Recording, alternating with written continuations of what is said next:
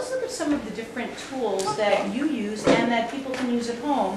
One is the ordinary nail trimmer, which looks something like this. In fact, it looks exactly like this because this is an ordinary nail trimmer. Talk to us about, it looks like a guillotine. I like a plier type nail trimmer. There is another kind made that is a guillotine where you put the nail through and the handle goes this direction. I like this because I just feel like I have a lot more control over what I'm cutting. And it is a sharp blade that cuts quickly and efficiently. You just squeeze and it's done. Got it. Okay. And then for smaller dogs or for cats, because I do want to bring up cats, it's equally as important to have cat claws trimmed, isn't it? It's excellent to get cat's nails trimmed because it's a good alternative to decline, which is an amputation of the toes. And there are people who prefer decline. I think keeping their nails cut often keeps the cat's nails back and they can't do the damage that they would with the long nails. Gotcha. So we use more like a bird type trimmer. Oh, so it's a much smaller little guillotine. Okay, so it still does the same thing, but it doesn't have the big heavy blade.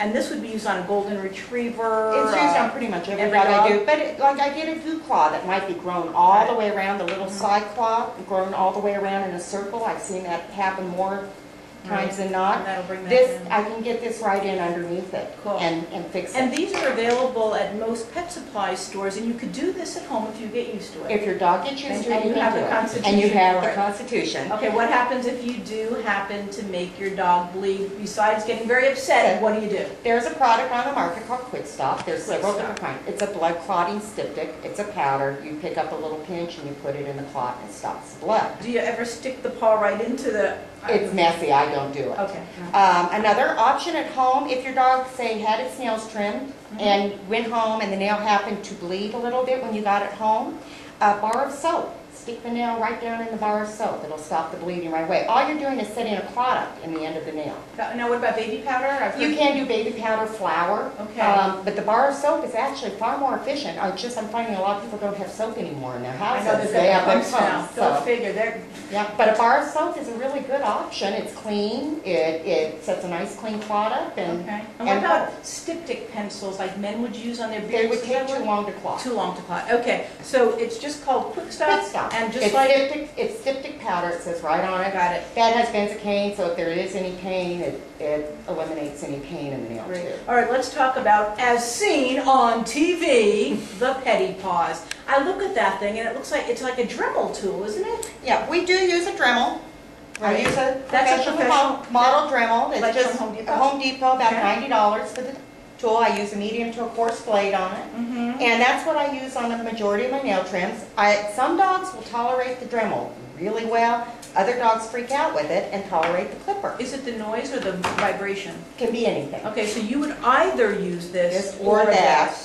Sometimes when I have extremely long nails, I take them back first with that. Okay, and then finish them off with a Dremel. A lot of times I actually use a Diamond Deb file, just a good steel file. You can buy these again at the pet store. You can try for the home ones for humans, but they wear out really quickly. So if I want to just smooth a rough edge, I use the file by hand. And the dogs all tolerate the file really well. So going back to this is a Dremel, and this looks a little scary to me. So let's talk about the Petty Paws, because that's something you can buy in most pet stores. Is it essentially a low-grade version of this? It's a low-grade version of the Dremel. If you put any pressure on the Petty Paw, it will stop. So you can't, they say you can't go back too far because it'll immediately, most people press to get the nail back and it'll stop the action of the Petty Paw. I'm actually a fan of the Petty Paw.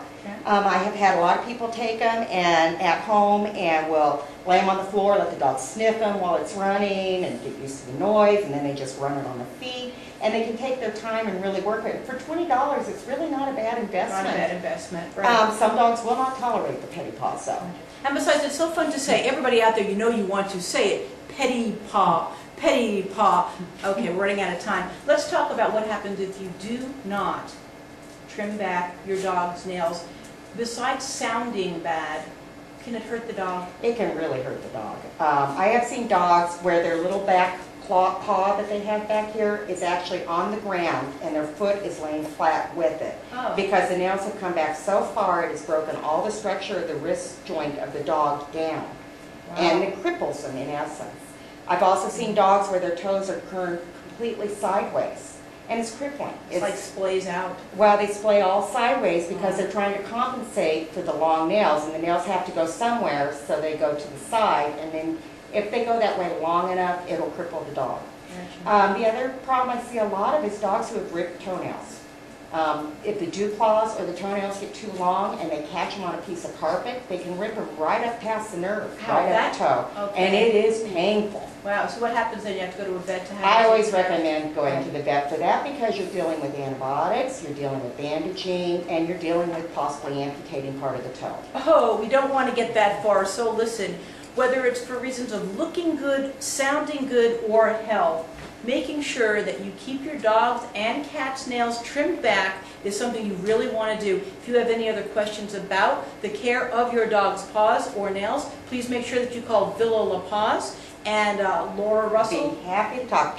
Long toenails are my pet peeves, so peeve. I am known as the toenail queen. Okay, and with all those pugs she has, you know that it's also, she's the noisy toenail queen. Anyway, you have been listening to Hair of the Dog on BLP TV. That's Villa La Paws Cage-Free Pet Resort and Spa. We'll be with you again next month with another interesting and important feature.